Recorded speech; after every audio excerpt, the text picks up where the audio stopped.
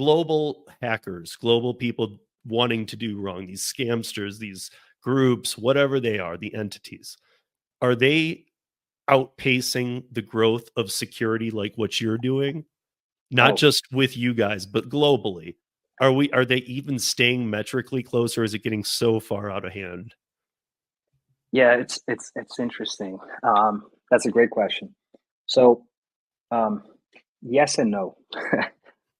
Why do I say um, no? From a technological standpoint, the fraud prevention platforms and the cybersecurity platforms, they are ahead.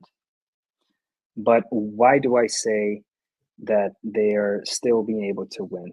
Because the tech is ready, but many of the like the financial institutions, the ride sharing platforms, the like marketplaces, they haven't deployed the latest and greatest yet.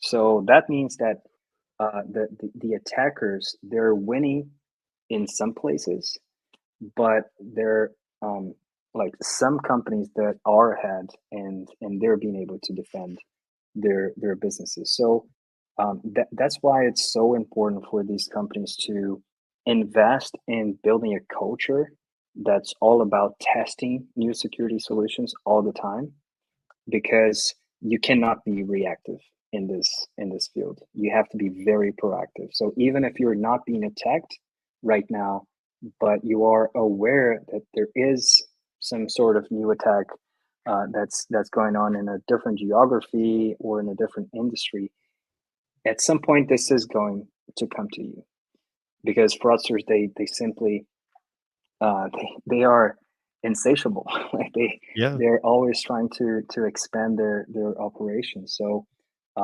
so you have to be on the lookout for like what's going on in other geographies, what's going on in other industries, and you have to be proactively testing new solutions all the time. If you do that, you're going to be able to stay ahead. The problem is that many companies don't think that way. But from a technological standpoint, the I'd say the good guys are ahead. From a business and from a deployment standpoint, then we're behind. But by ahead, realize everybody listening that by ahead means keeping up with the scams. Yeah, yeah. They're like, if you want to bring like fraud rates like down to like near zero, that is possible today. There is technology that can get you there, but you need to be like very quick at deploying the greatest technologies and the latest technologies, like at a very high pace. Well, I'm super glad you were able to join us. I learned a lot. I'm glad to know you're out there, because, and I'm glad to hear that you said that on behalf of a couple of the companies. Hopefully, it speaks for all of them. I don't know. I know that a lot of people who watch this and who listen will have their doubts that the companies are truly looking out for our safety and all of that. But I think I don't think they're looking out for person X or person Y's safety as well as they should.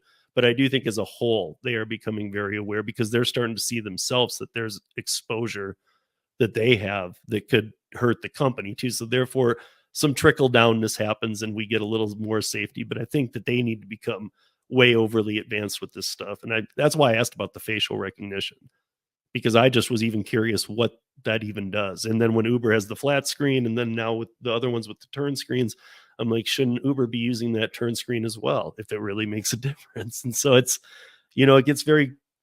just very convoluted why they're not just, I get that they market rollout, but why they're not really stepping it up, because it is happening on these mass scales.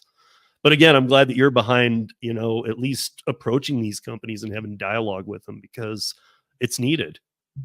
And hopefully they're starting to really truly realize that, because for years they didn't, or they Yeah, didn't want to put the money into it. First, they needed to launch the product, create the problems. Now they need to extinguish the problems.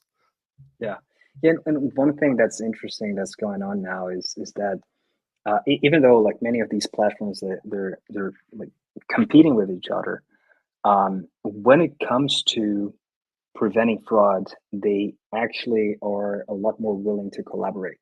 Because in the end of the day, right, like if I'm a customer of a rideshare platform, and I go through, let's say, a traumatic like safety incident or like a fraud incident or something like that, I'm probably not going to trust any platform anymore, right? I'm not just going to migrate from like platform A to platform B.